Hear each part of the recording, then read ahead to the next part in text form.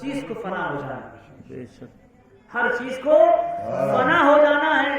تو موجود سامعین کرام، جب پتہ ہے ہمیں دنیا سے جانا ہے تو اس کی تیاری بھی ہونی چاہیے، لیکن آج ہم تیاری نہیں کرتے۔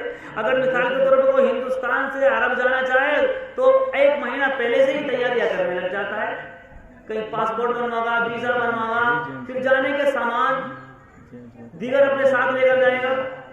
وہ کتنے چند دنوں کے لیے مہمان ہیں، لیکن جہاں ہمیں ہمیشہ رہنا ہے قبر میں، وہاں کی کوئی تیاریاں نہیں۔ سامعین، حضرت ابراہیم بن ادہم رحمت اللہ علیہ کی بارگاہ میں ایک شخص حاضر ہوا، بڑا روتا ہوا آیا اور کہنے لگا، حضرت میرے اللہ تبارک و تعالیٰ کے بارگاہ میں جو میرے گناہ ہیں، دعا کریں آپ اللہ تعالیٰ میرے گناہوں کو معاف فرما دے۔ حضرت ابراہیم بن ادہم کہتے ہیں کہ بتاؤ تمہارے گناہ کیا ہیں؟ پھر وہ شخص رونے لگ جاتا ہے کہ حضرت دعا کیجیے کہ اللہ میرے گناہوں کو معاف فرما دے۔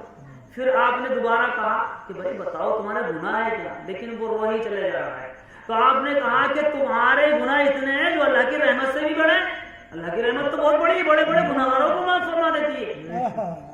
تو دل کو تسلی ہوئی، پھر بیان کیا کہ حضرت میں کفن چور ہوں، میں کفن چور ہوں، قبروں سے کفن چراتا ہوں، اور آج تک میں نے 2200 کفن،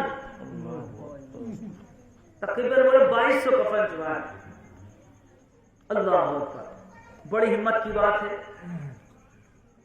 لیکن سامعین، حضرت ابراہیم بن ادہم کہتے ہیں کہ بتاؤ کوئی تم نے قبر میں واقعہ دیکھا؟ جب تم نے قبر کھولی تو کوئی واقعہ تمہارے سامنے پیش آیا؟ تو وہ کفن چور 3 قبروں کا واقعہ بتاتا ہے۔ توجہ سامعین، یہ ہماری اور آپ کی ہدایت کے لیے کہتا ہے، 3 قبروں کا واقعہ بتاتا ہے اور کہتا ہے کہ میں نے جب قبر کھولی تو کیا دیکھتا ہوں، جب قبر میں نے کھولی تو کیا دیکھتا ہوں کہ مردے کا چہرہ کعبے سے پھرا ہوا ہے۔ اللہ، جیسے ہی میں نے دیکھا اور اس کے اندر سے بدبو بہت آ رہی ہے، جیسے ہی میں وہاں سے قبرستان سے نکلنا چاہا، فوراً غیبی آواز آئی کہ اے جانے والے کہاں جاتا ہے؟ پوچھ اسے کس سزا میں یہ مبتلا ہے، اس کو کس وجہ سے سزا ملی، کس گناہ سے سزا ملی۔ تو وہ کفن چور کہتا ہے کہ میں نے اپنی ساری ہمت کو اکٹھا کیا، پھر وہ قبر کے پاس آیا اور میں نے آواز لگائی کہ اے شخص یہ بتا تجھے کون سی گناہ کی سزا مل گئی؟ تو اللہ کی طرف سے مردے کو گویائی عطا فرما دی گئی۔ وہ کہتا ہے میں ابن مسلمان تھا، لیکن بنا توبہ کیے ہوئے میرا انتقال ہو گیا۔ میں زانی تھا، بے نمازی تھا، نماز نہیں پڑھتا تھا اور زنا کرتا تھا، اس لیے اللہ نے مجھ کو یہ سزا دی۔ اللہ، لیکن آج یہ کام تو ہمارے لیے عام ہو گیا، نماز نہیں پڑھتے، دیگر چیزوں میں لگے پڑے۔ پھر آپ نے کہا کہ بھائی دوسری قبر کا واقعہ بتاؤ، تو اس نے بتایا میں نے جب دوسری قبر کھولی تو کیا دیکھتا ہوں کہ مردہ قبر سے کھڑا ہو گیا اور اس کی چاروں طرف آگ کے شعلے بھڑکنے لگے۔ جیسے ہی میں نے منظر دیکھا تو وہ فوراً قبرستان سے باہر دعا، لیکن پھر غیبی آواز آئی کہ جانے والے پوچھ اس کو کون سی گناہ کی سزا مل رہی ہے۔ وہ کفن چور کہتا ہے کہ میں نے اپنی ساری ہمت کو اکٹھا کیا، پھر اس مردے سے پوچھا تجھے کون سی سزا مل رہی ہے؟ تو موجود سامعین کرام، وہ کہتا ہے، وہ مردہ کہتا ہے پیاس پیاس۔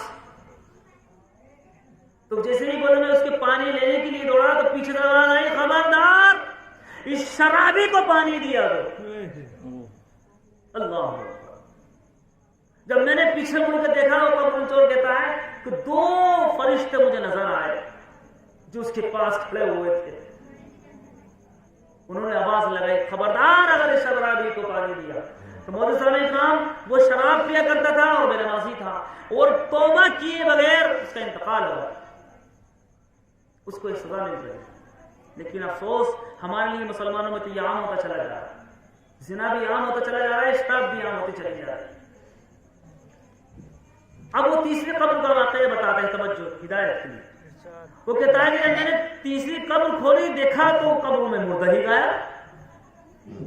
جب میں نے اندر جھانک کر دیکھا تو ایک نوجوان بیٹھا ہوا مزے لوٹ رہا ہے. کیا کہنا ہے. میں نے پوچھا ہے نوجوان تجھے نعمتیں کیسے حاصل ہوئی؟ تو اس نے بتایا میں نے جوانی میں ہی توبہ کر لی تھی اللہ کی بارگاہ میں, اور میں ہر وقت پر نماز پڑھا کرتا تھا, اور جب شب عاشورہ آتی تھی تو میں خصوصاً حضرت امام حسین کی یاد میں نوافل میں رات کو گزارا کرتا تھا. اللہ نے اس کی برکت سے مجھے نعمتیں عطا فرمائی. قرآن میں آتا ہے وَعَامِلِ الصَّالِحَاتِ أَنَّ لَهُمْ جَنَّاتٍ تَجْرِي مِن تَحْتِهَا الْأَنْهَارُ, جو لوگ اچھے عمل کرتے ہیں اللہ ان کے لیے جنت کے باغ اور جنت کی نہر تیار کرتے ہیں. یہ جنت کے باغ اور جنت کی نہر ہے, اسی کی برکت ہے. نماز پڑھنے کی برکت ہے, جوانی میں توبہ کرنے کی برکت ہے. تو پڑھیے درود پاک اور اللہ سے دعا کریں اللہ ہمیں اور آپ کو بھی ہدایت دے, ہمیں بھی نمازی بنا دے, عمل کی توفیق فرما دے.